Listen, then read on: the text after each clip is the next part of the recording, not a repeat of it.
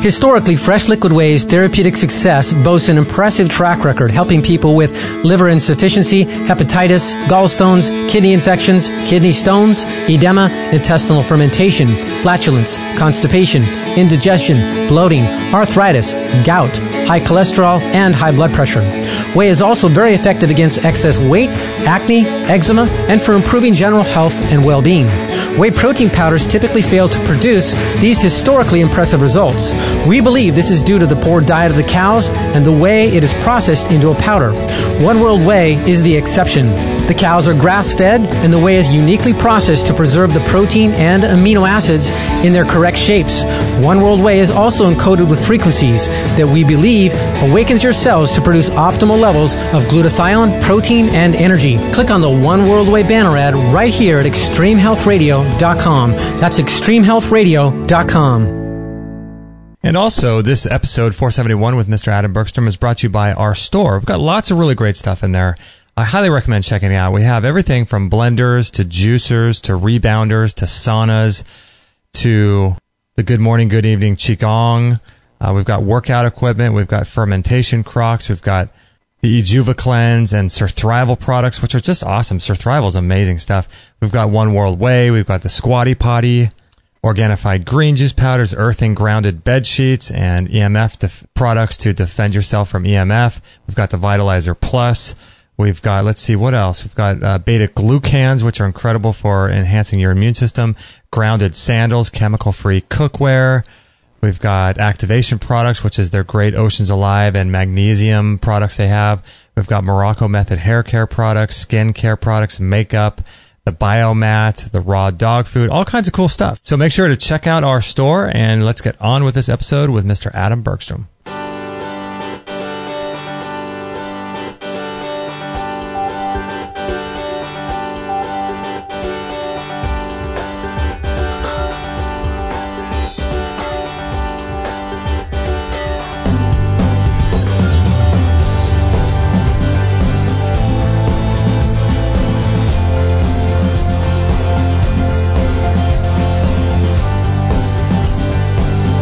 It's funny when we have these shows, I have to say, because I always want to just record with Adam, just start off right away recording, because we just talked for 5-10 minutes about really cool things.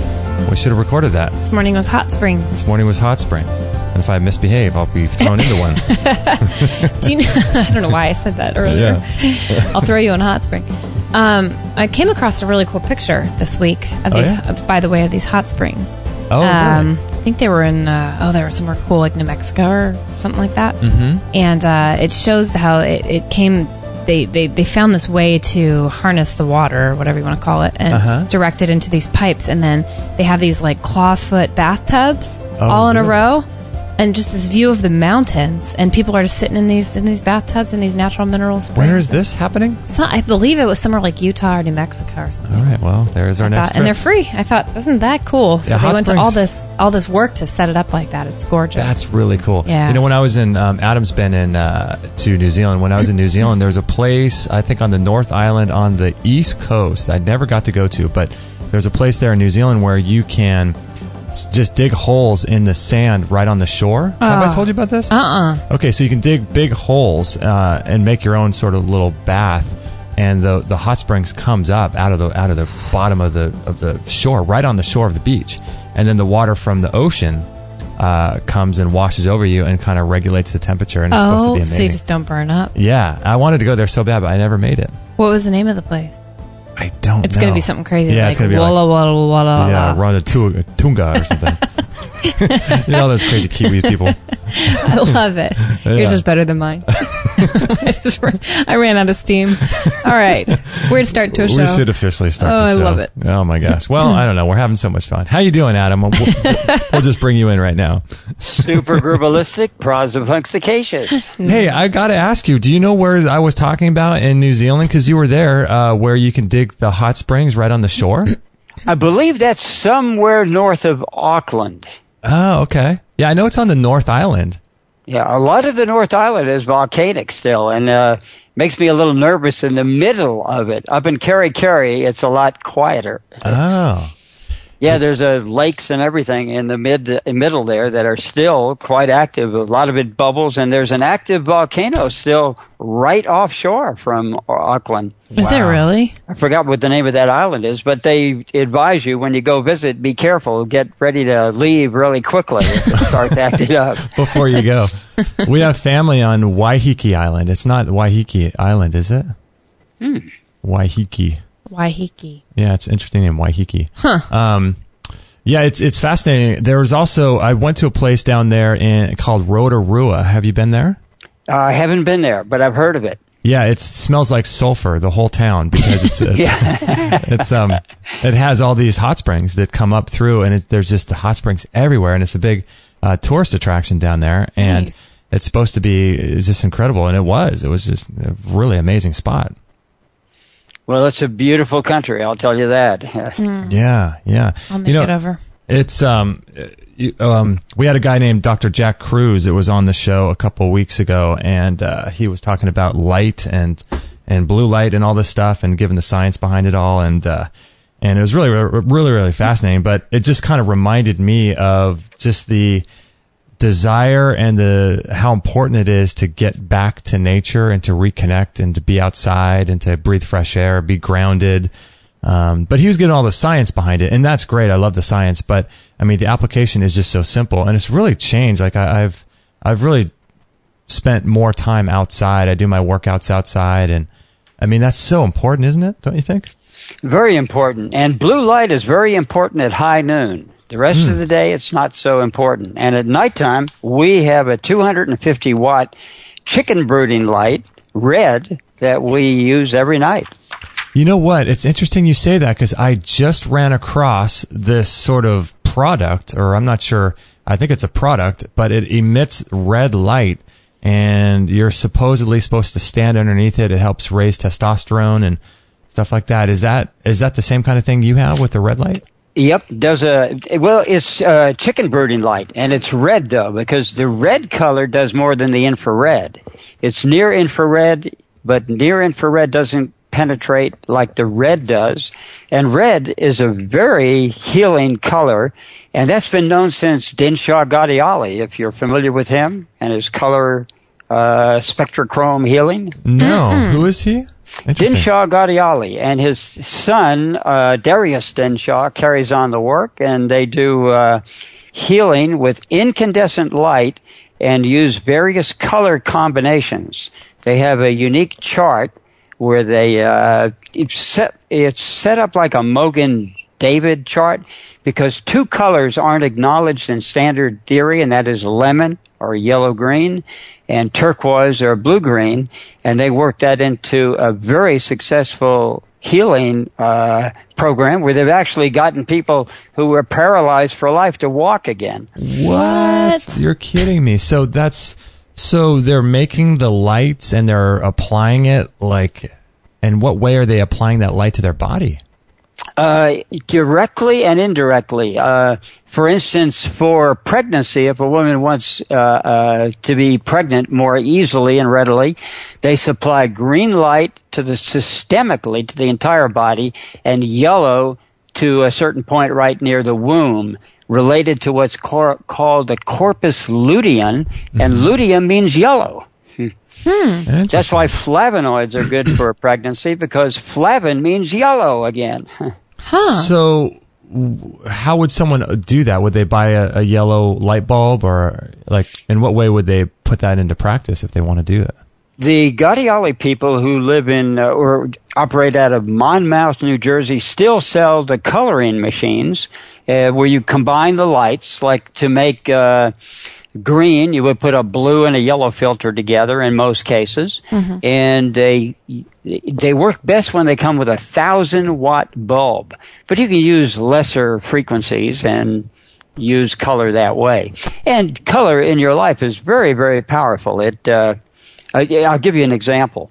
When I was living in Houston, Texas, I had a girlfriend, and a little kitty showed up at her door. So the kitty was very sick, and we took the kitty to a vet. And the vet said, let me put it to sleep, because this cat has parvo or one of those diseases, and it needs to be put to sleep. And my girlfriend says, oh, no, not that kitty. I'm keeping that kitty. He said, you don't understand. Grown cats die from this disease. This cat hasn't got a chance. Anyway, we took the kitty home. I told her that Donald Lay, Swami Nitty Gritty, had told me that color works even more effectively on animals. So we put her in a state, we put my girlfriend in a state of what's called placebo testing. It turned out the cat was sensitive, or the kitty was sensitive to orange and green. I didn't have an orange light bulb, but I had a green one. So we did 5 minutes on, 5 minutes off, 5 minutes on, 5 minutes off. After a half hour, the little kitty threw up and was perfectly fine. We took it back to the vet, and the vet couldn't believe it. He thought it was like a miracle. Wow. So was the cat just sort of sleeping, and you just put it on its side kind of thing? No, I just kind of held him down. You know, he wanted to. He wasn't feeling well anyway, so he wasn't playing like a regular kitty would. Right. So I just turned the light on, turned the light off, turned the light, because that's the secret they don't tell you in the Gadiali method. For more effectiveness, 5 minutes on and 5 minutes off. They have study protocols where you do it for 20 minutes or 22 minutes or whatever. And it works better in the same way. If I go into a room and I hear a clock ticking, after a minute I don't notice it ticking. So this way you bring the attention back to the color on a non-continuous basis. So I just typed that in to Google, but I don't think I typed it correctly. How do you spell Gadiali? Ghadali.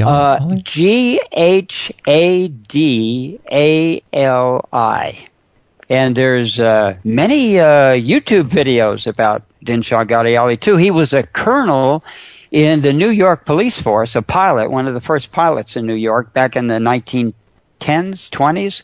He put in the first movie theater in India. He was called the Parsi Edison, a remarkable man, and he got in a lot of trouble for color therapy. They put him in prison. He was pardoned by FDR. He quelled a prison riot while he was there. And anyway, remarkable man. All for light. All for light. All he did was light. And one doctor, her name escapes me, had about 11 hospital rooms dedicated. She said it worked better than surgery and all their other methods combined. Eventually, another hospital bought that hospital and kicked her out. And rather than give her up her color therapy, she quit the hospital. Oh, my goodness. Yeah, I'm looking this guy up. He has a bunch of, interesting. Very effective. And something Gadiali doesn't go into is color recycling, because all of our traumas, our psychological traumas, are printed in color. So anytime you have a trauma, it's going to have a color associated with it. For instance, if you have a moving trauma, you'll have red tied in with it. If you have a sexual trauma, orange. A decision trauma, yellow. A resentment trauma, green. A disillusionment trauma, blue. An authority trauma, purple. A completeness trauma, white. A mother trauma, gray. A father trauma, black, etc., etc. All of these key in with colors, and you can do color analysis to find people's unconscious engrams and traumas. And so if someone has like one of those troubles you're just talking about, does that mean that in their life they will see a vision or be exposed to more of this, maybe objects that are that color, or how does that will happen, and the very color they're exposed to will make them sick. So that's a problem. If a person has a moving trauma and they do what we're doing and expose ourselves to red light, they'll actually make themselves worse. This is something Dr. Cruz doesn't know about. Right. So you have to be careful. Now, simple muscle testing, muscle response testing, applied kinesiology, touch for health. You can do a simple muscle test, and if it weakens when you think of the color red or are exposed to red light, then you better do something to clear that. Simply sticking out the tongue can often clear that, at least enough time to do this session. Now, I was curious, do you know where it would be possible? Oh, actually, I see something on Amazon. No, this is I'm wondering where one could go to purchase these different color lights. That would be pretty cool. I believe the Gaudiali Association, they have another name, but they have them. A friend of mine right here in Ohio used to make her own version of them. You can buy conventional stage lighting. Uh-huh. I used to be the lighting guy in high school for the senior plays. Nice. So I had some experience in that department. Wow. So you could actually rig up your own lights if you need to. I could have at that time, but I didn't know anything about Gaudiali back then. You're only, 16, so how are you supposed to know? Yeah, Right? 17, 18. Wow. Interesting about light, huh? So that light that I was looking at as far as that product goes that raises testosterone and all of that stuff, and the same thing with you, you'd really want to make sure before you expose yourself to light to do some muscle testing or something. It is a good idea. Now, body dowsing, which I teach, is more effective because you're measuring cinematographically. In other words, a moving picture of the trauma rather than a photographic trauma. And body dowsing, or mind reading for the millions is what I call it, is the real royal road to the subconscious, because dreams don't really do that. Dreams don't show you as much? Not as much as body dowsing. In other words, in all the healing modalities you hear that get into people's emotions, everything from recall healing to etc., they don't give specifics, and they don't have a way to get directly into the body. With body dowsing, the body's muscle motions will tell you. So you don't need any book or instructions. They tell you what the trauma is. For instance, one woman said to me, "I don't have a mother trauma and anymore." And I said, "Your right foot doesn't agree with you." In other words, a person's body language is more trustworthy than a person's memory. Yeah, and maybe their own ego, I guess, too, right? Yeah, there's something called a negative hallucination. If you misplace your keys, you know exactly where they are. It's just that you have a hallucination that you don't, because you put it there. How could you not know where those keys are? That's so true, isn't it? I had an experience with that. I misplaced my cell phone. I don't have one anymore, but at that time I did, on a trip back to Texas, and for 2 months, I couldn't remember where it was. And one day, I was sitting up here and suddenly saw it in my right tennis shoe in the back of my car. So I went down, and that's exactly where it was. So I knew where it was all the time. I just had a negative hallucination that I didn't. So where were you when you saw, it in your shoe? Just some other part of the house? No, yes, sitting in my in front of my computer like I am now, and it was down in my car, in the back of my car. Oh, so you weren't even, it wasn't like you glanced and you saw it. No, it just came to me in a flash. So we know these things, and when people say they forgot something, their computer really knows it. That's why under hypnosis you can bring back any memory that you had from childhood, and even in the womb, memories are possible. So I'm just so curious, how does the body dowsing look for people? What is that process? Well, body dowsing on our website, solartiming.com, I show the cornerstone technique, which is basically rotating the feet in a counterclock, or in a clockwise, a figure eight direction.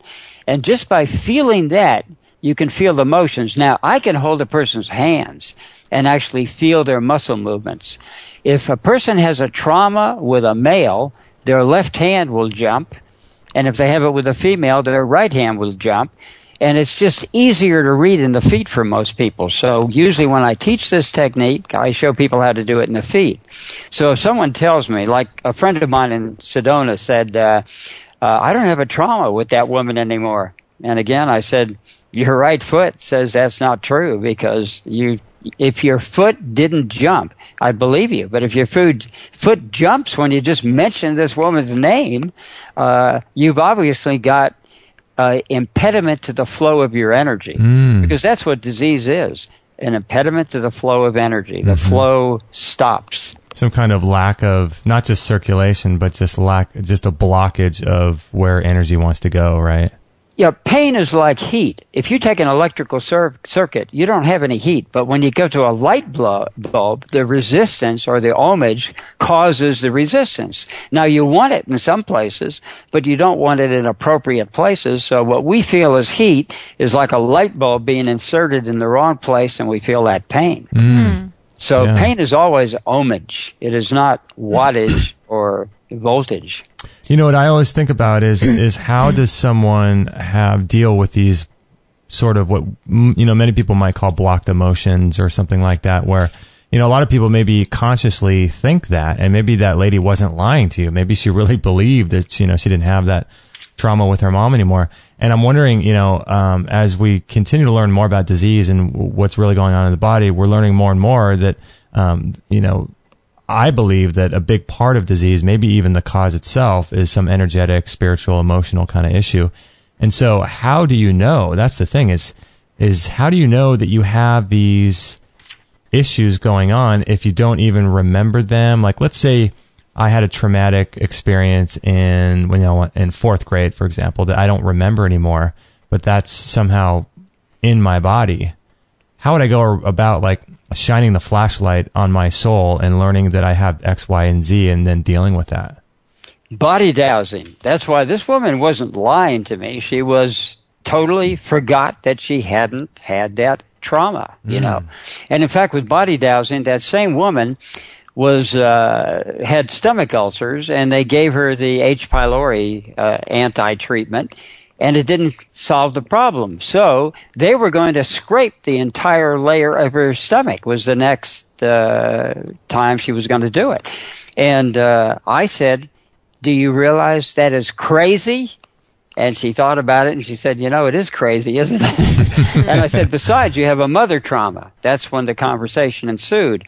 Then, by working with her feet and with other body language messages that she had, I convinced her that it was her mother trauma, and with that, she, I don't know if she ever solved it or not, because a therapist cannot solve a person's trauma. They have to do that themselves. If they don't accept it, then they're not going to heal. No one can heal another person. They can only draw their attention to it and act as a conduit to help them heal it. If a person doesn't want to let go of something, and usually it's their subconscious that doesn't want to let go, they won't. So if people, I'm just so curious how this works. So say you're aware, that you might have mother issues or father issues, but say somebody has an issue stuffed somewhere with someone, like Justin said, maybe from fourth grade when someone hurt his feelings or some kid picked on him and he doesn't even remember this kid. How can you specifically get back to a name and a scenario? I mean, can you get that? In hypnosis and things, people can find out all kinds of strange stuff, but is it possible with dowsing to get really specific like that to who the person was? Exactly specific. Let me give you an example. A neurologist came to see me, and he said, I have a problem. I have a migraine. I have a lump in the back of my knee. I have and my joint on my finger is swollen. So I said, which finger is swollen? Because I already saw him holding his ring finger on his right side. And he said, well, all of them. I said, well, where did the pain start? Then he looked at what he was holding, that finger, and said, this finger. I said, did you just recently get a divorce? Because it was his wedding finger on his right side, not his left side. And he said, well, yes, I did. So then I got a hold of his leg, and his right leg, and I brought it out really fast, pushed it down very slow, brought it out very fast, and the lump went away completely. He didn't notice that till after the session. But meanwhile, I checked his regular muscle testing, and all of the muscles were strong except his stomach meridian. Well, it turned out that I asked him if his wife was a good cook. And he said, yeah. And do you miss it? Yeah. So his stomach was out. It was the only thing that he had an ulcer by because of the woman leaving him. Then he said, what about my leg? And he found it was gone. And I said, all you had to do, you had already solved this problem. You just needed validation. What I did is move your foot in a kicking action so that you kicked her out the door, and now you're free. Wow. That's how specific it can get. And another case of a body language where someone, by looking at their body language, I could tell that someone had called them and that had moved out of state. And she said, my daughter did, and she started crying. So that's about as specific as you can get. I don't know any other technique can do that. And here's the main thing about body dowsing. Any other technique that says you're clearing a person, with body dowsing you can check and see if they're really clear. Because a lot of people will just tell you they're clear. And if people think they're clear of their mother traumas and think they're clear of their traumas, the only way you know is to ask the body, because the body doesn't lie. The mind always lies. So you'll be able to put somebody on like on a table on their back, on maybe a massage table. Is that how it works? And you kind of... I use the floor because I traveled so much while doing this. I would just put them on the floor and turn their feet. And the thing about this, other techniques take years. They have instruction manuals. This means that, that means this. All you have to do is watch the person's body language by turning their feet. It's so easy, it becomes difficult for most people to realize what they're looking for. And it's not like dowsing, which is very hard to learn. It's like major muscle movements that you're measuring. Anybody can feel these. In fact, to get people to feel them, I often have them hold a person's hand, feet, and then the other person I say, wave your left arm around wildly. Well, you're going to feel it in the left foot. Now I say, what you're looking for is a motion just like that, but the person isn't moving anything. Their mind is moving, and that will make their foot jump. And it's always male on the left, woman on the right, no matter what people say about male being the right side and woman being the left. It's just not true. So it's male on the left side. Yep. I had a very good friend that challenged me. She went to a body language class and spent about $800 for it, and said, "How come you're the only guy that says women are on the right and men on the left?" I said, "Okay." I said, "Can I borrow you?" I said to her husband, and her husband said, "Sure." He got down on the floor, and I had my friend hold the husband's feet, and I asked the husband, "How's your mother doing?" And she said, "His right foot's jumping." And I sarcastically said, "Is his mother a man or a woman?" Well, these days he had an unresolved mother trauma. Oh my! That's interesting. So this is fascinating. So I'm just trying to wrap my mind around: is there a way, without body dowsing, without hypnosis, without recall healing, that people can actually honestly move beyond a trauma with like a certain amount of time, or something in their life just happens where they are able to go into the pain and let it go and actually heal without these tools? It happens spontaneously, but usually the person has done something, but they don't know they do it. See, that's the thing. Many people who go to a medical doctor who consider us as DNA meat machines instead of galactic Power Rangers, we go to them and they say, "Oh, I just gave you that pill." But the reason the person showed up in the office is they were ready to get rid of the trauma, and they had to give credit and make an excuse for it, for something. So what were you going to say, Kate? You said that's the thing? I just think I've had a situation in my life where I've mentioned this probably on the show before, but like 14 years of being plagued by a bad relationship and not being able to move on beyond it, and did some things, along the way, some therapy type things, and didn't feel like anything ever really helped until I was up in Montecito having a retreat at a center and literally painted a rock in memory of this person, walked it through an orchard and put it in a garden, and I left. It's like I had left this weight there in that spot and left a completely different person, and since then it's like none of it's bothered me, and I'm just baffled by the whole experience and trying to process it. Did you say you wrote a letter? Or what did you I didn't even write a letter. I painted a rock. You painted a rock that represented him? And I left it. I carried it through this field, left it in a rock garden, and walked away, and I've never been the same. I'm still baffled as to what could have happened. Huh. It happens spontaneously in doing actions like that, but I can tell you right now I'm going to find that person in your feet because I can listen to the tone of your voice and the words beyond, the words garden, the words through showed that there's still some tension there. Wow. But we have degrees of getting rid of something. It doesn't mean that you didn't have an event that actually helped that. And those sometimes even can be token ways of doing it. You know, you use sage. There's all kinds of various techniques like that. These techniques do work, but to get rid of it entirely is a different story. And I can hear the tone in your voice that it's still there. Oh, that's interesting. Wow, that's now that becomes more experience. You can't teach a person to do that right away. But turning the feet is something that anybody can feel if they devote time.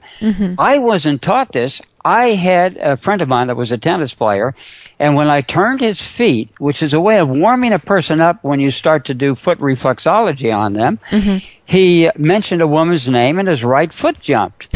So I remember thinking, could it be that easy? So, because I've been doing reflexology for years. And anyway, I said, could you repeat what you said? He said, yeah, what's his name? He mentioned the woman's name, his right foot jumped. And after that, my whole approach to what I do changed because I realized that all you had to let is people talk and you would find out exactly what the trauma was, specifically more in 1 hour than a psychiatrist could find in 2 years. Oh, That's no exaggeration. No, I completely believe that. Why the feet, though? What's up with the feet? Well, the feet, they're the furthest away from our conscious mind up in the head. But mainly because they register the muscle movements greater than any other part. Like years ago, I read that Gurdjieff could hold a person's hand and tell and read their mind. Now, I thought at the time, wow, that's amazing. He must be an adept. But then, once I realized you could do it in the feet, I realized you could do it anywhere. So I can hold the hands and do it too. Most people in the hands, it's more subtle, so it's harder for people to use. Now, to find out specifically what organs being found, you can feel the motions in each of the 5 toes on either side, each of the 5 fingers. So if I have a grief issue, it's going to be in the thumb. If I have a leaving issue, a moving issue, it's going to be in the index finger. If I have a screw you trauma, it's going to be in the middle finger. If I have a relationship trauma, it's going to be in the index finger. If I have a broken heart syndrome, it's going to be in the pinky. If I have a anger problem, it's going to be in the big toe. If I have a you're doing better than I, it's also on the other side of the big toe. If you're going to have not have enough gall problem, it's going to be in the second to the end toe. If I have a PO'd problem, it's going to be in the pinky toe. And the so-called index toe, whatever you would call it, would be sometimes a mother trauma or a nurturing trauma, more specifically. And if I had a fear trauma, it would be in the middle toe. So you can actually feel the motions. And so custom, you get the whole thing. The whole picture is laid out as if though they were writing it in their diary. Wow, No, Adam. I don't know of any system that can even approach that. Then when you put color analysis in on top of that, then you've got the whole ball of wax. Well, and I find it interesting with my situation that I brought up, how you're even reading language, you're reading between the lines, things that so it must move, I'm the sure. Tone. And now I'll give you something that you can do after we hang up. Sure. Every time you talk to a friend, ask them how their parents are. And you will find that everybody, whether they say mom, mother, or dad, father, they will say it 1 octave above what they say other words with. Really? Notice it. Yeah.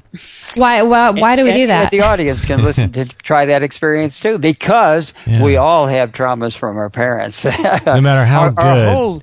Our whole getting the cosmic Oscar is getting over our parents' traumas that we're working out, and it's our job to do that. And that's where recall healing. I have no disagreements with him there. We're here to work out our parents because we are our parents.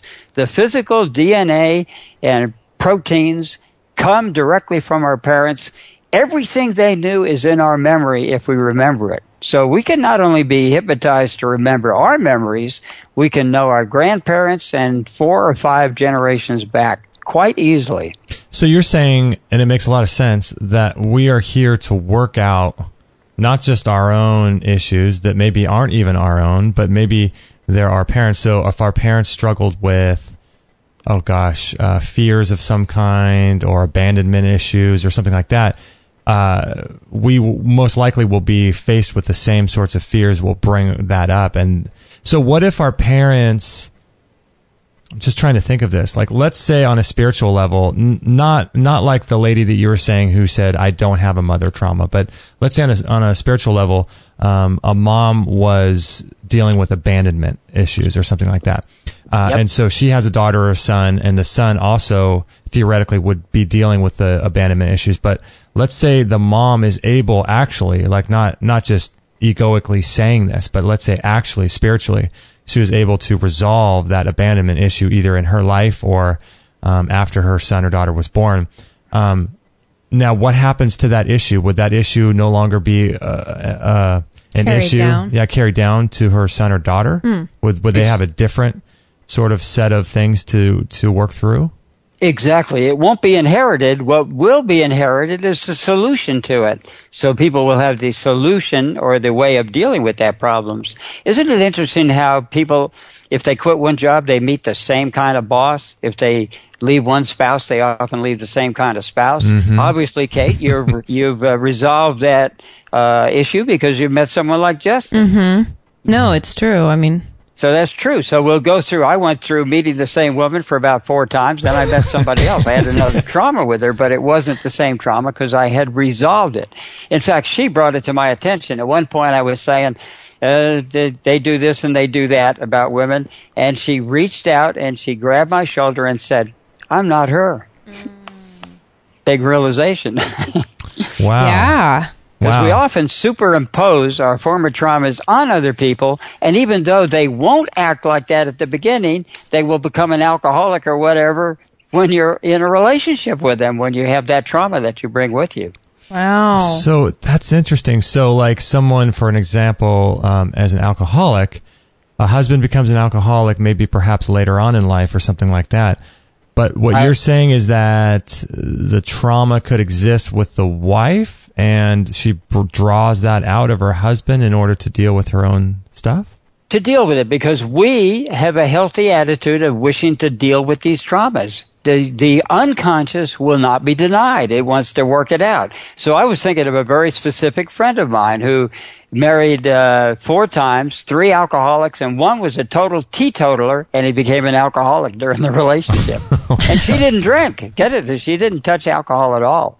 Wow. So she's obviously attracting these people into her life to deal with whatever it is. So maybe it's possible you could say that this lady that you're speaking about had an issue with her mom or dad, and maybe alcoholism, or maybe some issue that alcoholism would be revolved around with her parents, and then she in turn attracts a relationship like this so that she could overcome the very thing that her mom or dad wasn't able to overcome. Yep. And one time, I was actually in a relationship with this lady, and the only time she was interested in me is one time when I got drunk. Wow. And now, I didn't understand it at the time. I thought, that's interesting, though. That's weird, right? But I had no psychological understanding of what was going on.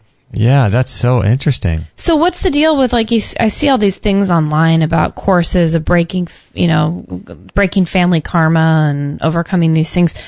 Is it so much that we want to break family karma, or we want to get through family karma so we can be done with that? Or is it important just to keep some going so that every generation kind of gets stronger through it? I don't know. The second is the better choice, and there are techniques. One is bulletproof buteyko breathing. Oh, buteyko breathing. Yeah, we did a show about bulletproof buteyko breathing. That's carbonated yawning. Ooh, okay. Okay, what's that? Carbonated yawning is... they know that when you yawn, you don't supply oxygen. you supply carbon dioxide. And the Buteyko people know that carbon dioxide is the good guy. It helps us live long and productive lives. So if you yawn the average yawn, you come out with a zero-sum game, no oxygen gained, no carbon dioxide gained. And most people yawn only 6 minutes. Well, when you extend that yawn, even to 7 seconds, 8 seconds, and ultimately 1 minute, then you're causing carbon dioxide to go into your cells on a deep level, and your breathing slows down, and you live longer and stress-free.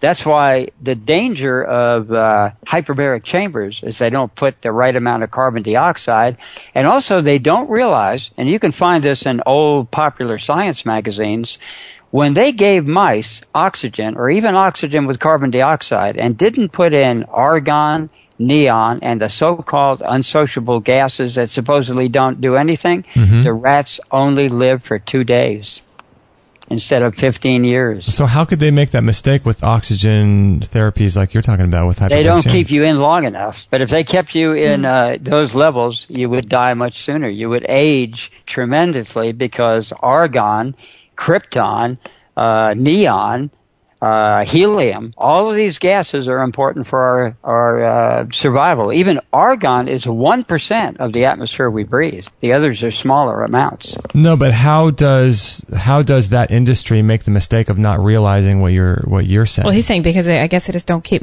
that nobody's dying from it because they're not keeping him in long enough. They don't read old popular science magazines. Oh, wow. So they can get away with it. The answer is medical amnesia. They don't realize that the wheel has already been invented. All this stuff about light and healing was done by General Electric in the 20s.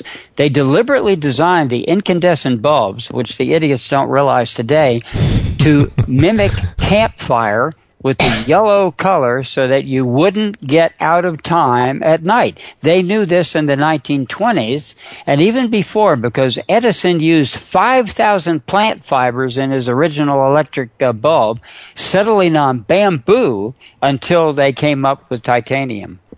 Or tungsten. Tungsten. Yeah, so are you a fan? I'm just so... You don't even know where to go. I know. I'm curious about those. You know those orange lights that people put in, at night and stuff like that? The light bulbs. Are you a fan of those? A lot of people are doing those these days, and it seems to me like a really good thing to do. We don't have any regular light bulbs. We have yellow bug lights and red lights, and if the orange were still available, we'd have those too. So we read by yellow light, and due to color constancy, it looks white to us. Now, where do you get these lights? I want to know where to get them.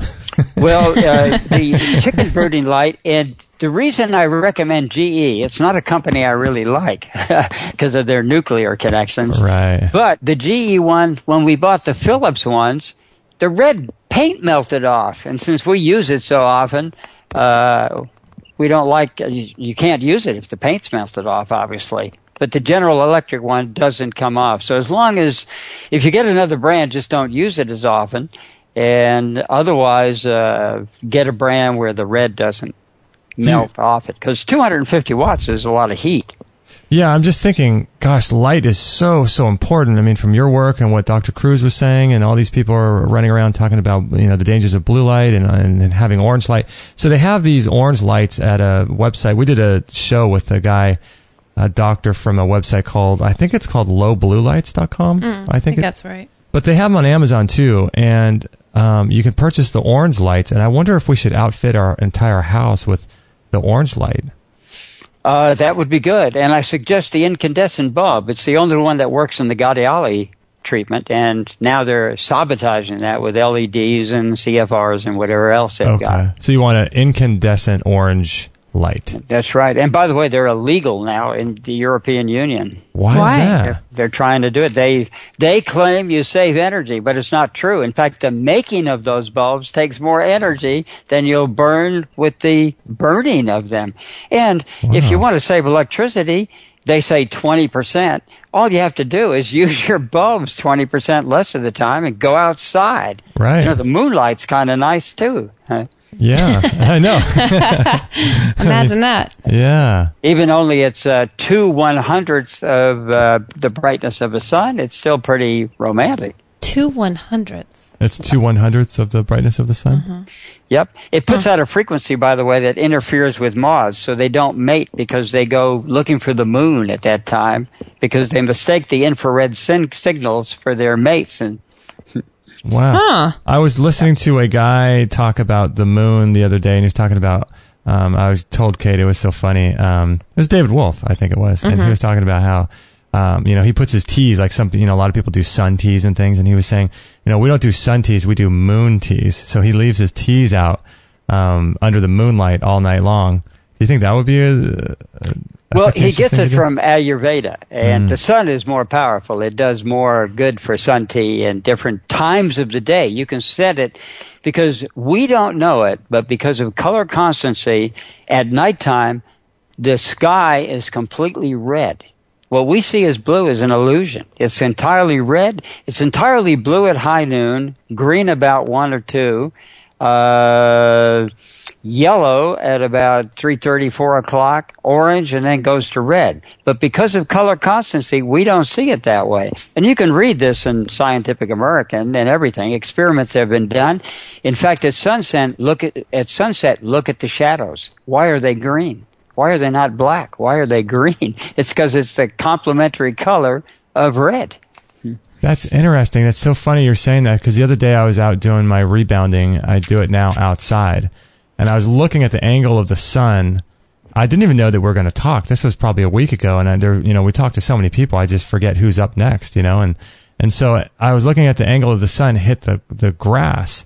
And it almost looked like I was thinking to myself, if I were to have to paint this, if I took a photo of this and I had to paint it, it wasn't like I was looking at green grass. It was yellow. It looked yellow to me. Whoa. And maybe that's sort of, I'm stepping outside of that color constancy thing. Maybe I looked at it in a new way or something.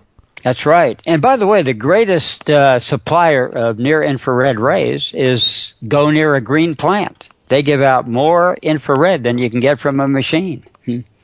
Just any plant? Any plant, any green plant. That's why NASA actually can tell the chlorophyll levels on plants from outer space. They do it all the time for corporate farming. Wow. So wow. I don't even know what to say to that. But that infrared is the most powerful way to get infrared is actually during the day, and you'll get the correct frequency adjusted by the plants you're around. The more green plants, the better you are for infrared and for healing. And those plants and that infrared plus any red light you get will actually heal gamma radiation. So how does that work?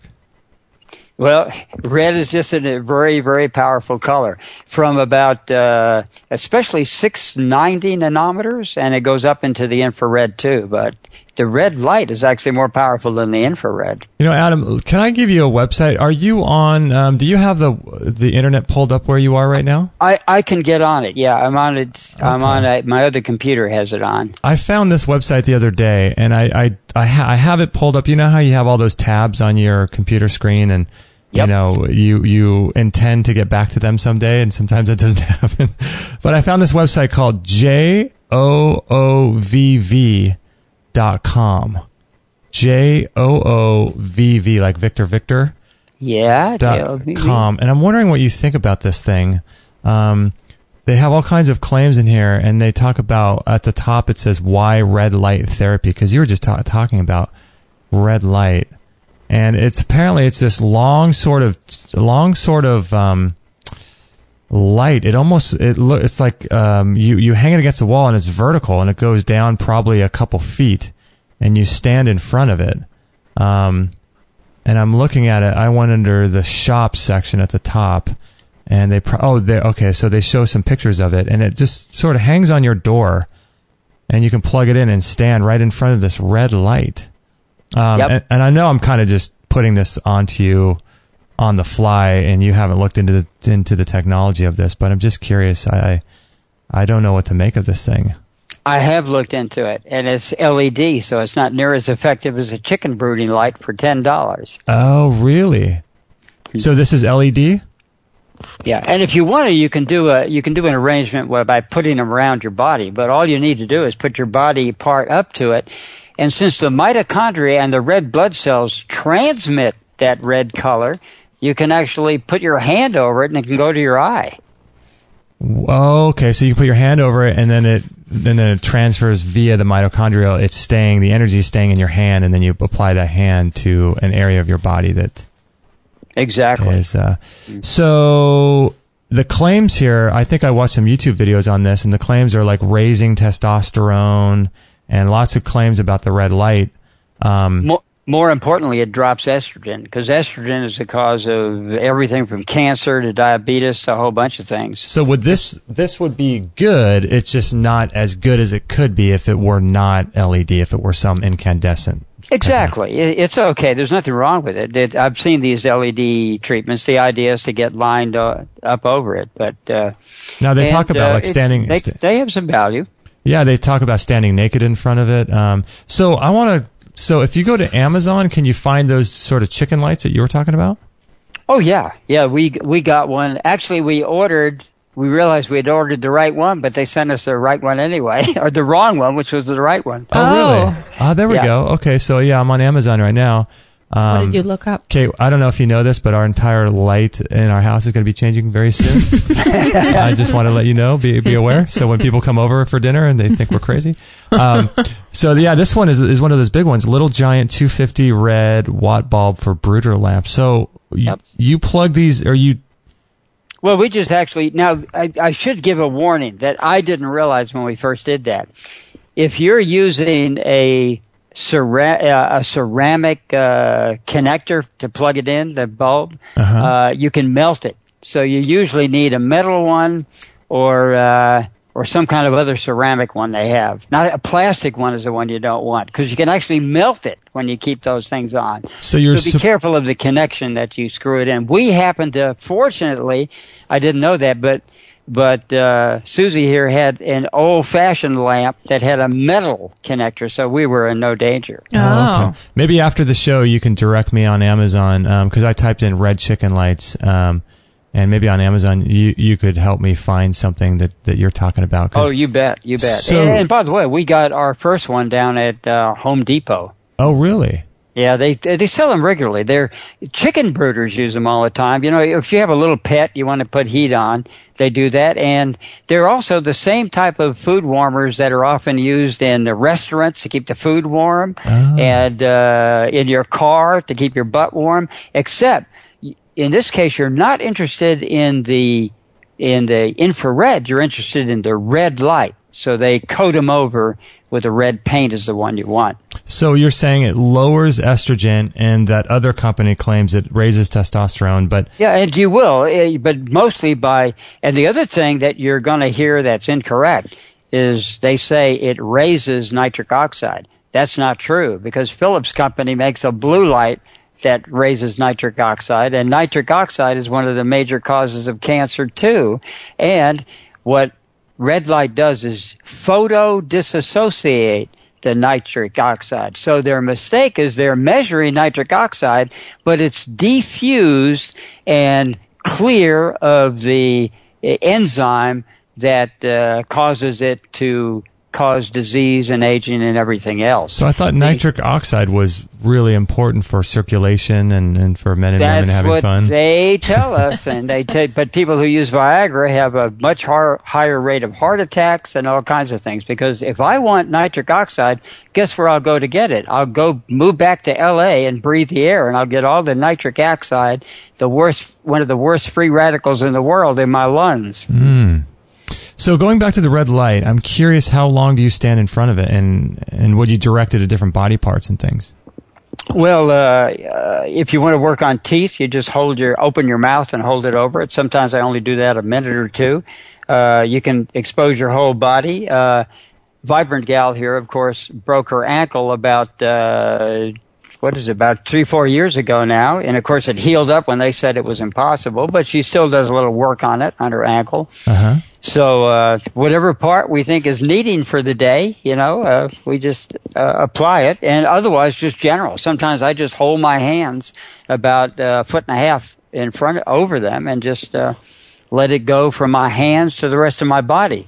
Your blood flow goes through your body multiple times in a minute. So all of that red blood cells are picking that up directly. In fact, all of our light goes directly, all of our red light outside goes into your body because red light is the only one that penetrates your skin.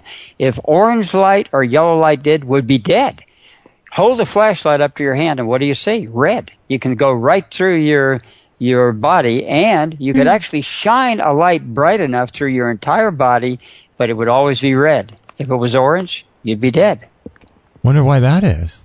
Because red light isn't refractable. Ultraviolet light you get in the shade. Red light, infrared, you can never get in the shade because it's a direct beeline into your body. And it's designed because otherwise UV light would kill us. Blue light would kill us. Even orange and yellow would kill us. Gosh, the light and the colors and spectrum, I mean, it makes so much sense. And it's no accident. Shine a flashlight. As a kid, I used to be fascinated by that. Shine the flashlight through my hand. Yeah, and see all the red. Light. That's fascinating. Or in your mouth, remember your cheeks would get all red? Oh, yeah. Cheeks in the mouth, right? Halloween. Yeah, we all did it. Now, is there an amount of time that you can be overexposed to the red light? Or would it be more advantageous to do it in the daytime versus the nighttime and things like that? Well, short doses are homeopathic, so either way you win. Okay. And yeah. I don't know. Yes, if you did it during the day, I would just go out and get the sunlight.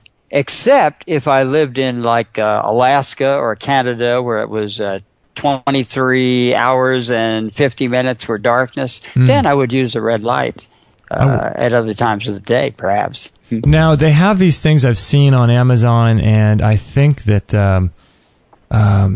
so I'd love to get your take on this. So Dr. Cruz was talking about the bulletproof people, Dave Asprey and all of them. And okay, so they were saying that they wake up, they have this special blue light that they expose themselves to when they wake up.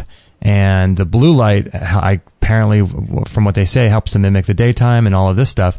And then in the evening, you want to lessen your exposure to blue light. And then Dr. Cruz was saying, no, he's absolutely wrong. He's just a marketer kind of guy. He's not a scientist and blah, blah, blah. People can listen to the end of that show where he talks about that. But, and so I've seen these things on Amazon where people get them like to live up in Seattle or northern climates where they don't get enough sunlight during the day. And it helps to, they say, cure that SAD, the seasonal affectiveness disorder. If they expose themselves to that during the daytime to mimic the sun. I'm curious about what your thoughts about, because both of those guys disagree with each other. I'm curious about what you think about that. High noon. High noon is the time that you do the blue light. Otherwise, you just go outside. The regular light, even on a foggy day, will synchronize you, but it's not blue. The blue light that synchronizes you has to be at high noon. I have this thing on Flux. I was showing Kate. It's this program it's called Flux, and people can download it for free. And I've been putting it on my computer, and so I have it set to, I think, let me look at the settings here. I have it set to really, really orange. And so in the evening, it sets to like, I think it's 1200 Kelvin, ember.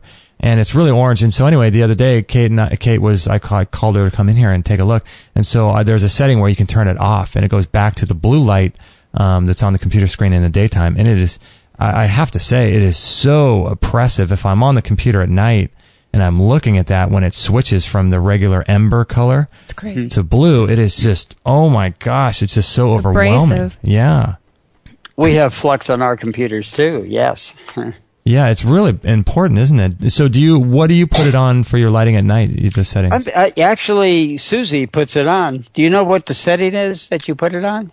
Flux?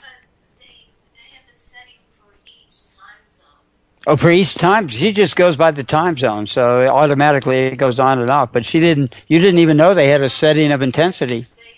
They have candle, and they have like 10 different settings. Okay.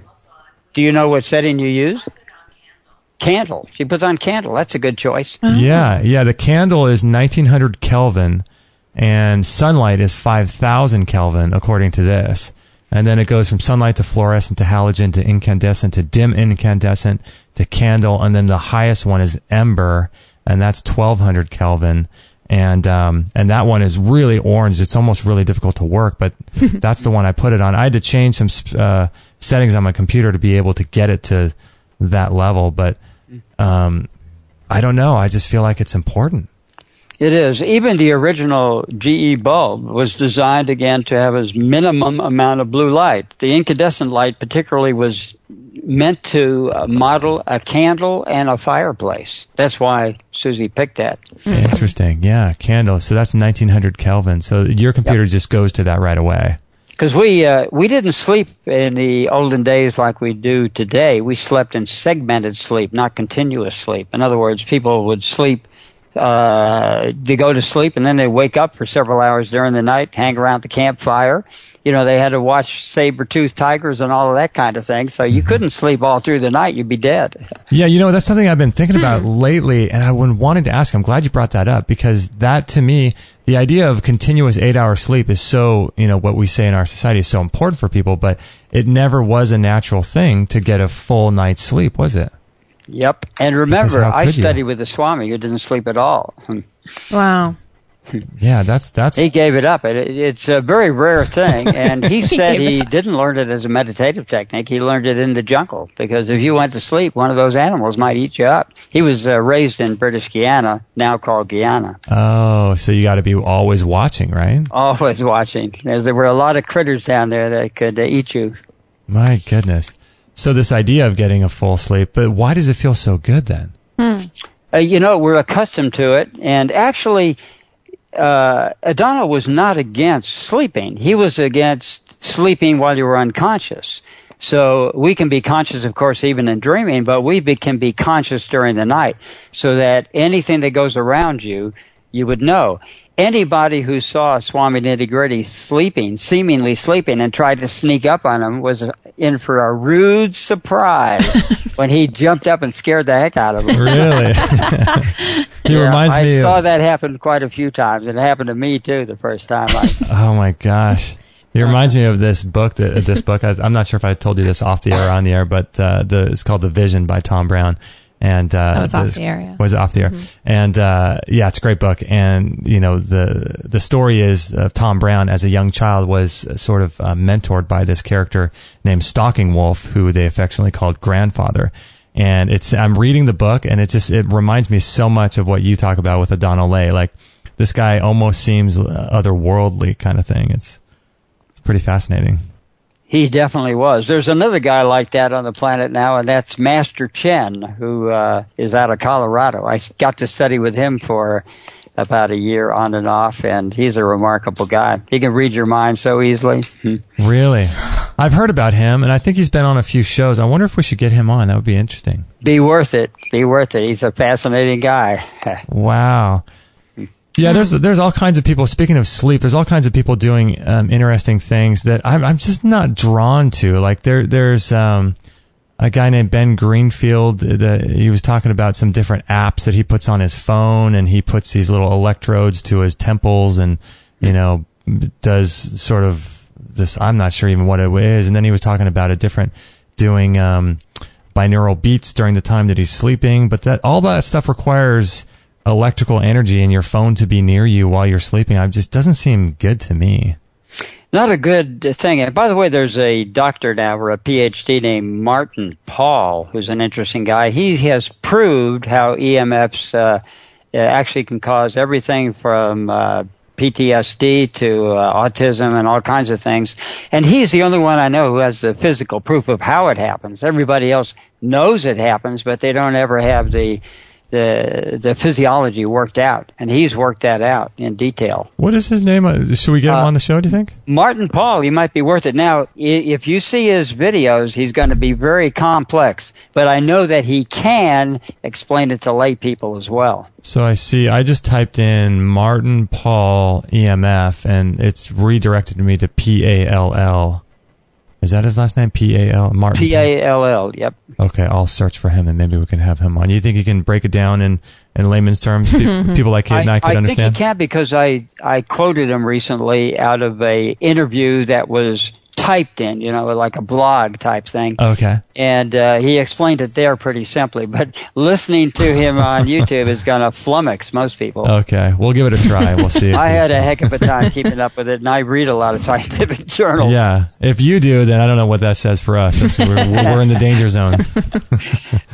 I love that word. Flummox. You do pretty good. You've been interviewing a lot of people and learning a lot. Yeah, that's true. Good position to be in. I used to manage a metaphysical bookstore, and we'd have everybody in. So I got to meet John Lilly and really? all of the guys of the day, who came around. Norman Shealy. You almost can't name someone at the time. Baba Ram Das, etc. No way. Wow. So that was a good gig. Yeah, that's cool. And you also worked at a health food store too, or managed one. So then you got to meet all these other people too. It's pretty interesting. 4 health food stores, one in Hawaii, and 2 in Austin, and then actually the one in Hawaii, I managed the vitamin department, not the whole store. But I have quite a background in health food stores. I find it really fascinating to speak to people that are just so interesting, and so you were exposed to all these kinds of people too. John Lilly, the guy that did all that work with the float tank and sensory deprivation, and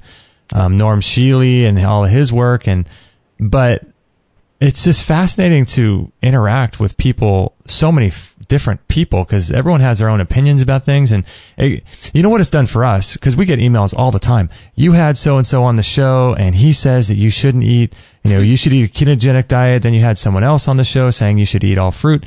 But what it's done for us is it's really just been a lesson of going inward and saying, okay, take a little bit of this, a little bit of that. This guy, I like what he's saying. I don't like what this guy's saying. And it really causes you to sort of write your own prescription, I think. Isn't that? It's a yes, no, maybe universe. So definitely it helps to do that. And the more you get exposed to all sides of the elephant, because some of these people are right, if in a limited sense. The blind man says an elephant feels like a snake. Another one, it feels like a pillar. Depends on what part of the elephant that they're feeling. Yeah. And it's probably all true, but sort of disconnected or disjointed in some way. And there's not a whole lot of people that are putting it all together, I guess. If you get to walk around the entire elephant, you eventually get a holistic picture and see why there's always the exception to the rule with certain things. Like nitric oxide is obviously a part of our body. It's just that you don't have to encourage it. It's imbalanced due to our pesticide situation, our hormonal situation, all of these things. So many things, one of the best strategies for cancer is leave it totally alone. The body does its own chemotherapy and will heal it. That's very common in melanoma. If you just leave it alone. There's a case of a man who came to an old woman, 91. The melanoma had eaten away half of her nose, and he came back 2 years later. The melanoma was gone, and the whole nose had regrown. Oh my gosh! Did she work on her 90s? Did she work on her immune system, or did she just do nothing? No, she didn't do anything. She just accepted it and went on with her business. It's like that guy you probably read about that he was diagnosed with cancer, and they wanted him to go to clinics and all that, and he decided, I just want to be with my family. And so he went to Greece, to an island, and 22 years later or so, he decided, why am I still alive? They gave me only a month or so to live. Well, I guess I'll go back and talk to my doctors. So he came back to the United States, and all of his doctors were dead. Yeah. I remember that. He Yeah. planted vineyards. He just thought, I'll do some light gardening, and it turned into him having a purpose and just... And then I think he started a business because he realized he couldn't... That's right. You know, it's... Yeah. One of the secrets of cancer, I know probably of 2,000 different cancer techniques, many of them contradicting each other. Mm-hmm. And what they have in common is you stay out of the doctor's office, of the hospital. Yeah. Because once they get chemotherapy and radiation therapy, you're a goner. You Yeah, know, it's there tough. are rare cases of exceptions, but if you really look at the total picture and the amount of cancers they give with the chemotherapy right after the fact, like maybe 3, 4, or 5 years later, then you've got a failure in the industry, a total failure. More people die of the treatment than die of the cancer. Yeah. My mom had cancer, let's see, in 1995, what was it? It was in her spleen. Oh, it was non-Hodgkin's lymphoma. That's right. Non-Hodgkin's lymphoma. Went to the City of Hope, had a bone marrow transplant, chemotherapy, radiation, surgery. Ended up there in multiple month-long stints where she had to be isolated and people couldn't come in and see her. And she's still alive. It's amazing. Like, somehow she made it through all of that, which is like almost defies logic and defies reason. The will to live will overcome that. In fact, when a person feels successful and they have money and don't feel like they're living a life of, what is it called, hopelessness, they tend to live longer. When I read the obituaries here in Montecito, the people are dying in their 90s and 100s. When I read just down the road in Santa Barbara, they're dying in their 60s and 70s. So there's a 20-year difference because of the people here having more money. I'm not one of them, but I live on an estate of somebody who has a lot of money. Wow.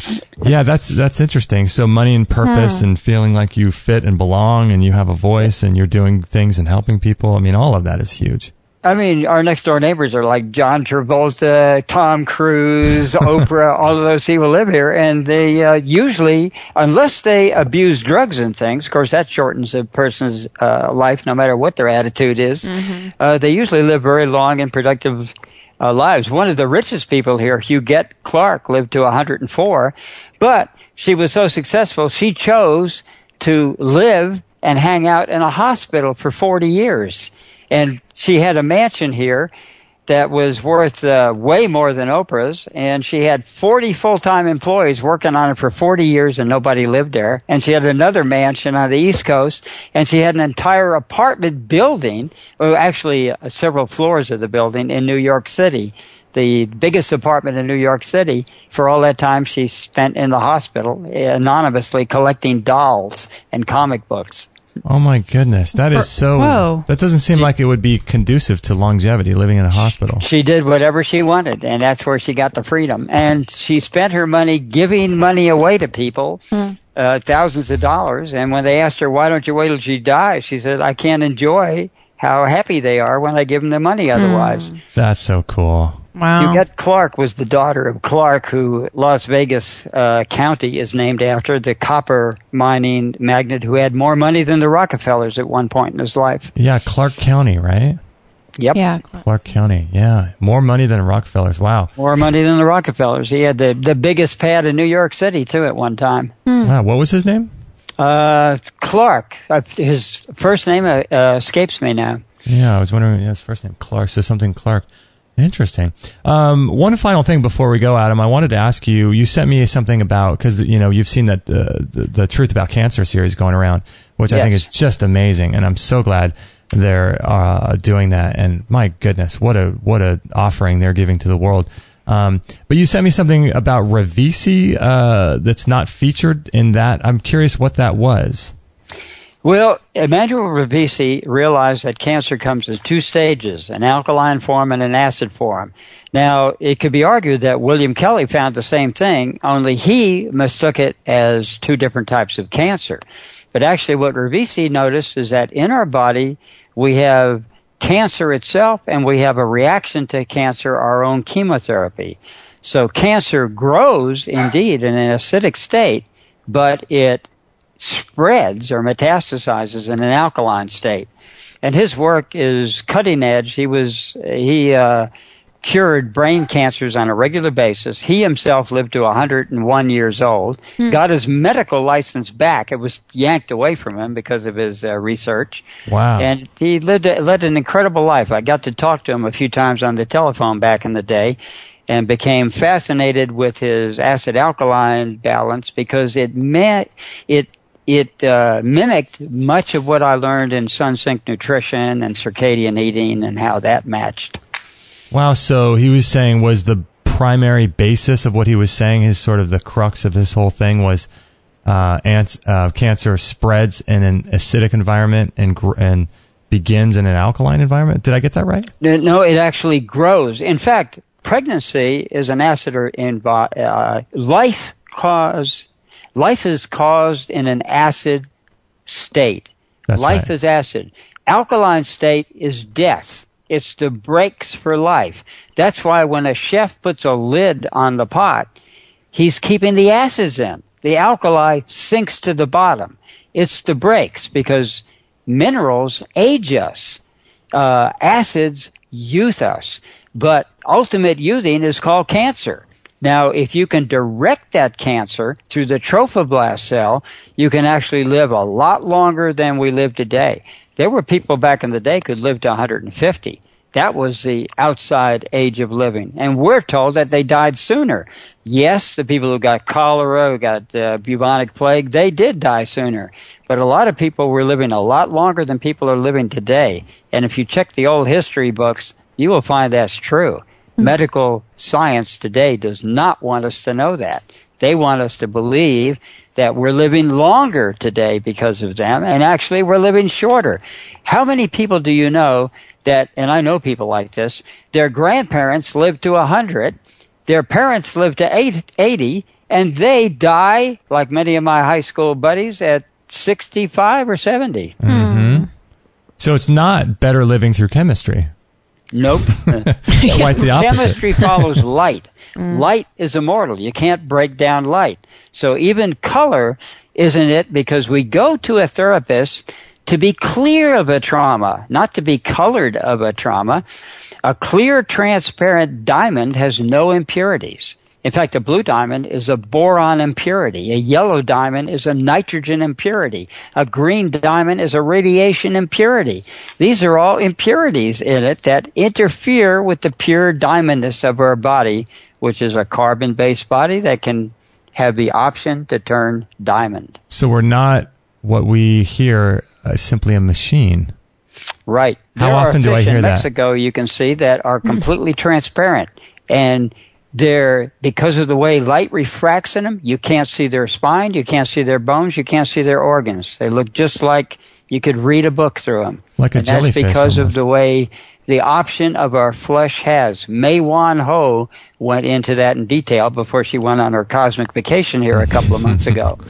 How do you spell her name? May Wan Ho? May, M-A-E, Wan, W-A-N-H-O, I believe it is. May Wan Ho. She wrote several books about related to that.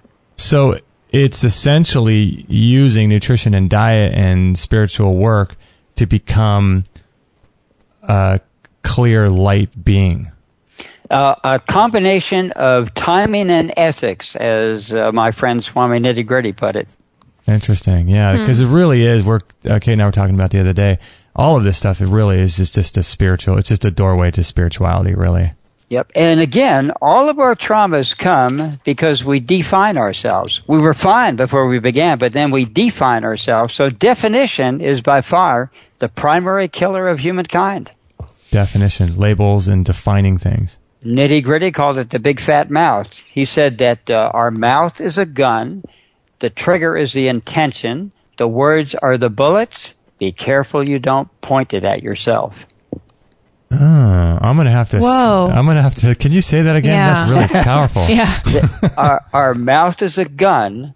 The trigger is our intention. The words are the bullets. Be careful you don't point it at yourself.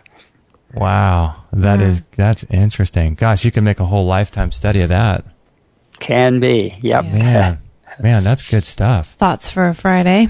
Yeah. Wow. Jeez, that's a great way to start the weekend. But the doctors want us to believe we're DNA meat machines. But if matter was greater than mind, I'd join the materialists. But it's not. Mind is greater than matter, and soul, whatever you want to call it, is greater than both of them. Mm-hmm. That's called beingness. And although many people talk about consciousness, they forget beingness. And beingness is the ultimate of to be or not to be is the question. Yeah, I see a lot of people these days sort of creating a new religion, and it's called science. And people are, there's nothing wrong with science. Science is a great thing. But, I see a lot of people that are just bowing down as if it's a brand new God, and everything must be done by science. But a lot of the stuff that is the essence of what makes life be what it is completely outside of the realm of science. Some will be on a show 100 years from now laughing at how primitive medicine was 100 years ago. And we think we're really up on it now. Mm-hmm. Yeah, it's fascinating because we simply just don't understand that aspect where everything is scientific, because in that sense we can test everything, regulate everything, and we can sort of disconnect ourselves from something higher. And I think ultimately a lot of people feel more comfortable that way, because otherwise they don't feel like they have to have any desire to live according to a spiritual life or ethic or anything like that, and that's just too difficult. So right. Yeah. Now, what I like about going back into historic medical research is back then they looked at the body. They got in trouble when they made theories about things, but when they looked at what worked, it was a different story. So when a yellow fever epidemic hit Philadelphia in 1973, Benjamin Rush, who was a doctor, treated people for the yellow fever epidemic, and he killed about everybody that he helped. He was brave to be there because George Washington and everybody else left Philadelphia, which was the capital at that point. The richest man in America, Stephen Girard, he stayed behind, risked his own life to actually nurse these people, drag them out of their homes to his own hospital, brought in French doctors, and treated it like by just nursing them. And he only lost one patient who basically the alcohol killed him more than the yellow fever. Benjamin Rush lost almost all of his patients. Stephen Girard lost one patient. Wow. Out of how many? Out of hundreds. Hundreds, yeah. Hundreds. In fact, I think 5,000 people died in that epidemic. Whoever stayed behind, it was something like 25% or so of the city died. Wow. But it wasn't in his hospital, not on his watch. Wow. Because he had common sense. He called Benjamin Rush a butcher, and of course, Benjamin Rush was not happy with that. I wouldn't imagine. He said just because he signed the Declaration of Independence doesn't make him a god. Yeah. Isn't that kind of true, though? Modern day, just butcheries going on in hospitals. And yeah. Well, back then, is. They used mercury as a common diuretic. And what they did, the diuretic actually broke down all the cells in the kidney and destroyed it so that they couldn't hold the water, and they called that a diuretic. Not too smart. Wow. And there's just, the blind allegiance to anything the medical industry does. It's just, it's so bizarre. It's so bizarre. No matter Most of it's based on money. That's the real problem with it. In fact, estrogen is not even the female hormone, and because they could get it out of carbon black so simply, they claim that they invent all these new versions of it, but they're all available there. They were all available for the taking.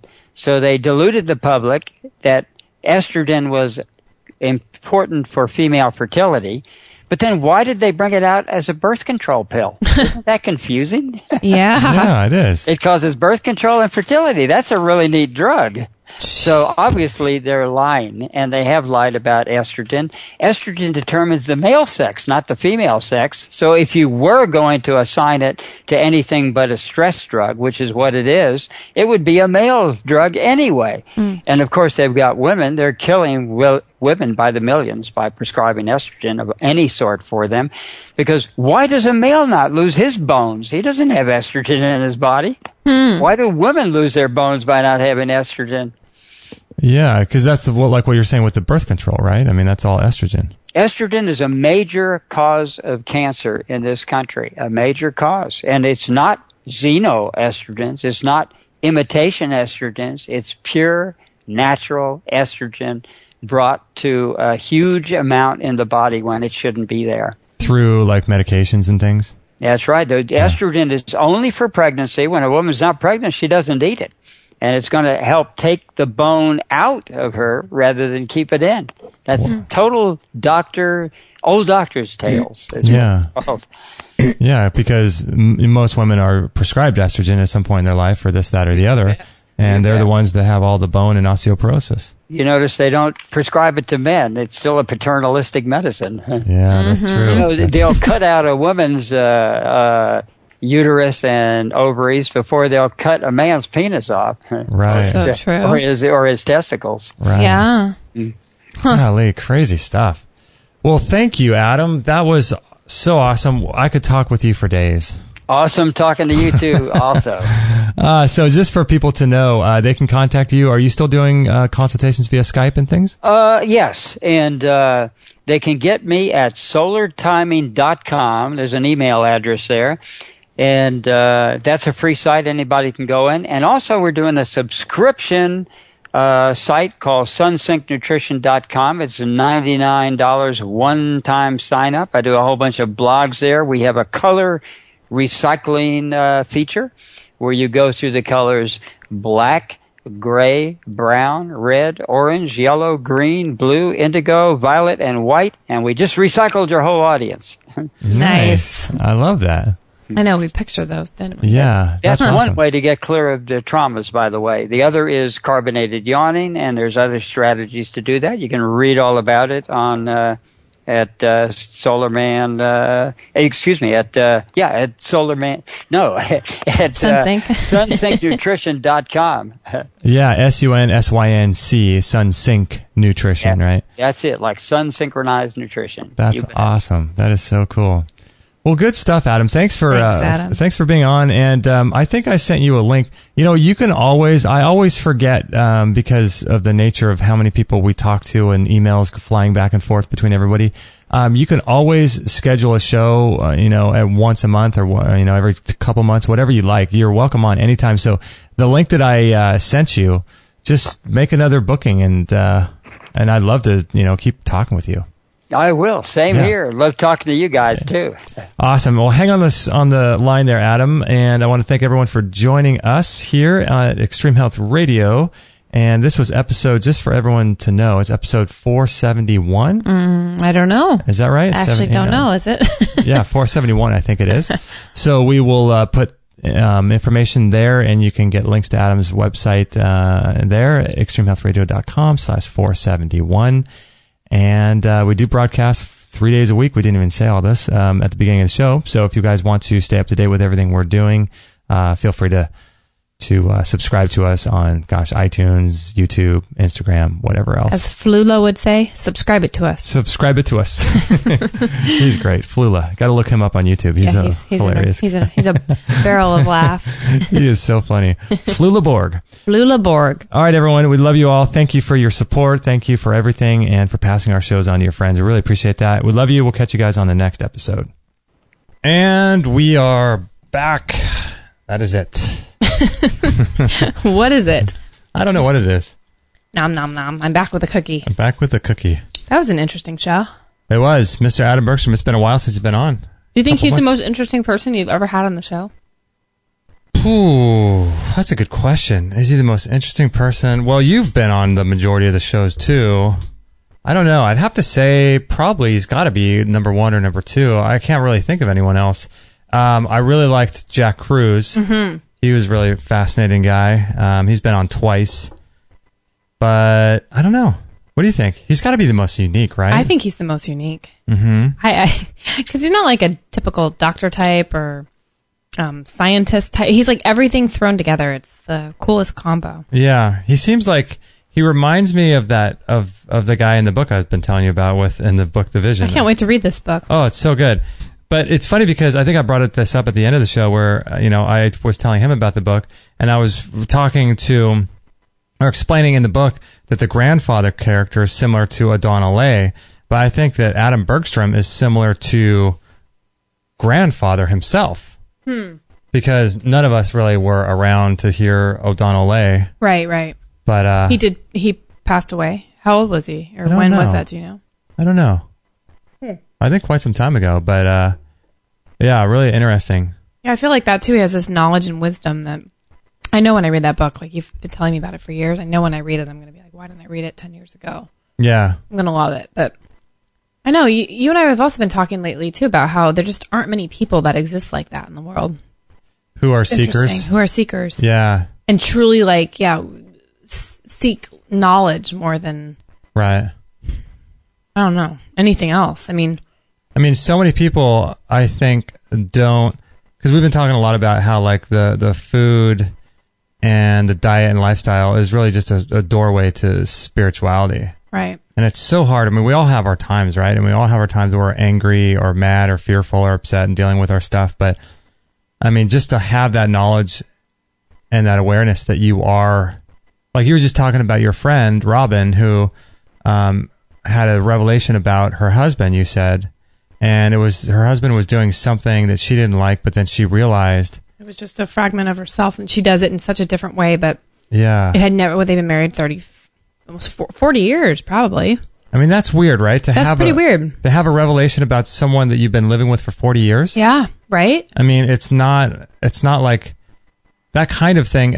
Most people feel like they have their spouses down. They know all their stuff. But I mean, for her to have that revelation about her husband after 40 years of marriage shows that she's obviously developing some sort of awareness. I couldn't help but think when Atom Bergstrom was talking, like it's almost like using the Force, like in Star Wars, like you're living, like in the book. Adam is the Force. He's not using the Force. He is the Force.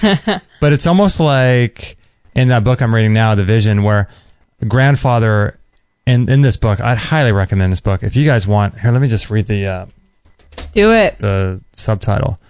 America's most acclaimed outdoorsman now presents an adventure of the spirit. Tom Brown Jr., The Vision, the dramatic true story of one man's search for enlightenment. And sounds boring. it just sounds like nothing that we would be interested in. Did you finish it today? No, it's it's 235 pages. I'm on 180. Oh, that's pretty good. So I'm like a few. It's like a pretty good worn and used book. I love them when they start turning yellow. Yeah. That's cool. Yeah. Anyway, yeah. But like grandfather makes this. I just flipped open. Do you want me to read this quote? Yeah, please. So I shared this quote in one of our last episodes, but so grandfather and Tom Brown Jr. were on this hunt, and they hunted a deer in the wilderness, and they had done no preparation for it. And Tom Brown couldn't figure out why the hunt was so easy.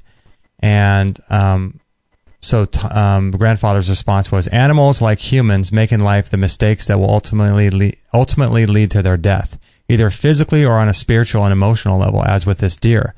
People and animals that stay on the same paths in life will eventually wear themselves into ruts, a complacency to life born of the false security, comfort, and monotony of that path. Soon the ruts become so deep that they can no longer see over the sides. They see neither danger nor beauty, only the path before them, nor do they abandon the path so often traveled for fear of losing the security and entering into the land of the unknown. Whoa. So, yeah, if that quote grabs you, then read that book. It's a book for you. It's awesome. Wow. But I feel like Adam is one of those people who is like grandfather. He lives in this world in between kind of worlds where he's like half spiritual, half physical, you know? Otherworldly. Yeah, where is he getting all this info from? He's a pretty trippy guy. Where is he getting it, but how is he retaining it? I know. And he's retaining it so much so that we've heard on many of the shows we've had with him, he'll tell the same story twice, you know? Yeah. So it's like, it's clearly in his memory that he's recalling these situations. Like, pretty wild. What do you think about moving our house to all orange light? I'm looking over to the side here, and there's 2 sets of orange glasses, so we're halfway there. We're halfway there. We're already wearing orange light at night anyway. We're halfway there. Oh, Is that weird? know. That's kind of weird, huh? I think it's like you're in a Pac-Man game or something. It's just odd. It doesn't look right, doesn't feel right, but what's right is just what you're used to, I guess, you know? Yeah. I would totally trip me out, but if we should do it, we can do it. Do you think that... I'd feel like we're reptiles in like in an aquarium or something one of with those- like one of those, Really? those red heat lamps on us. Like, Yeah. little baby chickens, like you said. I mean, it doesn't so much matter if that's what... I only think if that's what it's healthier, we'll do it, but it is odd. Excuse me, if you have people coming over for dinner and stuff and like your whole house is red or blue or orange or... Yeah. It's odd. How about we get a timer that goes based on Atom Bergstrom's timing schedule? And as we're sitting at our dinner table with guests, the light fades from orange to green. And then after an hour, it fades from green to blue. Oh, we're going to be so weird. Then we have to explain ourselves. Well, it's something that I'm sure we've never had a conversation about it over the dinner table before. No, we would have to explain it, but... It seems like everything would be so much darker because our house is already dark anyway. It's kind of a dark... At night, it's very dark in here. So, yeah. I mean, but again, that's going back to how things should be. We shouldn't be in full light every night after the sun goes down. I mean, we should be asleep. Yeah. Candlelight is the most natural, but I guess I guess it's better than lighting a bunch of candles in your house and living that way. Yeah, because then you got the smoke to deal with. Right. It's not very good for you to breathe. But. I mean, you know how oppressive it is to walk into like a CVS or something at 8 o'clock at night and it's just a weird fluorescent light. That's not good. Imagine all the people trying to heal in hospitals, you know? Oh my gosh. Like they go there to recover and they're just like being bombarded by those lights. I mean, when you walk in the visitation rooms, it's like, whoa, it could be day or night. You would not know. No. If you're inside a hospital or a Walmart or a CVS, like those places are like, it could be day all day long, you know? It could be, it could be so 3 in the morning and it looks the same. So bright. Well, think too, all the EMF that's in there. Oh yeah. Yeah. So this is a place where people are trying to heal from wounds and they're trying to... That's Jack Cruz's whole big thing, because isn't he a surgeon? Yeah. Neurosurgeon? Brain surgery. Being under all those blue lights, all that. All that time he's spent. Yeah, crazy. Yeah, interesting. I don't know. I mean, are you going to order the lights? I think so. I think if you order them, I'm not moving out. I'm still going to stay with you. So you can try it. Yeah, maybe I'll get a couple and see how it looks, you know. What's the thing about the LED though, like with the EMFs? Or not LED, EMFs. I don't know. Gosh, I don't know if LED, it's so weird because it's my understanding that LEDs are better for the environment. Okay. I don't know. I could be wrong about that, but I think they're better for the environment because they don't contain mercury. They're better for the environment in terms of energy usage.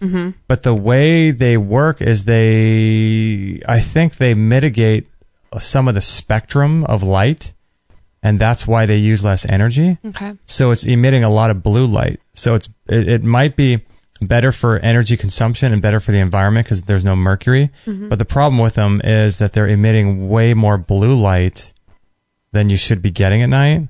And the other problem is that they, what was the other thing? Oh, I'm not sure about the EMF, like if they emit, I think they're low EMF. Because right now these bulbs and these recessed lightings here in the office, we don't even turn them on because they're so high with EMF. When they're off, they're fine.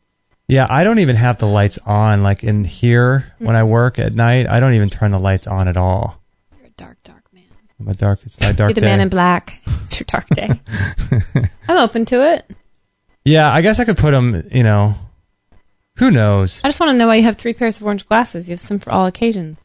Oh, yeah, I got them all you have 3 pairs? All different styles. Wow. No, I got two of the same style. Why do you have 2 of the same style? Well, I got... You're a hoarder. You're hoarding with these blue blockers. Yeah. Well, we had a thought about hoarding we should probably share in a second. But we should talk about that on a free-for-all. Oh, yeah, we should. Yeah, no, I have 2 of the same kind and then 1 of a different style. So the ones with the heavier rim on the top are just heavier on my face, but they block out more blue light. So the ones that you wear is similar to the one on the bottom there. Yep, right. That one blocks out less blue light, but they're way more comfortable. And you look like Bono. Yeah. Rock star. Those are when I go out to dinner at night. Yeah, I've seen you many times. Can you imagine Fancy going dinner, on a date? white tablecloth, on a date with a girl for the first time, and hello. Why are you wearing these orange glasses? We won't talk about that. We'll talk about that on our second date. It's the rose-colored glasses. I'm seeing you through these. I'm seeing you through orange glasses. There was always jokes growing up about old people wearing blue blockers. They called those big old glasses blue blockers, but I don't think that's what they were. They were like big sunglasses, but people just called them that. They weren't these kind. I think they were like Those big, they looked like big old sunglasses. Yeah, what were they trying to block out? Certain kinds of rays that like could damage old people's eyes and give them cataracts or something? I don't know. I don't know what the deal was with those. I remember the infomercials. Remember that on TV? Oh, yeah. The blue blockers? Oh, yeah. So... Interesting. Yeah, I say on our free-for-all this weekend, we should talk about the light, other things about light. Mm-hmm. So stay tuned, everybody. I think Stay that would be tuned. good. And you're back. You've been on a hiatus for a couple days. I did. From the show. I went underground in my bunker for a while. You went underground. And we have something that we're going to tell you about on that Free For All Friday show concerning a project that Kate's involved in. Baby Kate. On the side, baby Kate. Baby Bear Cub. I am? Yeah. I think I know which one you're talking about. And we'll share with people what it is. Cool. Maybe on our next show. We should do that this weekend. That's cool.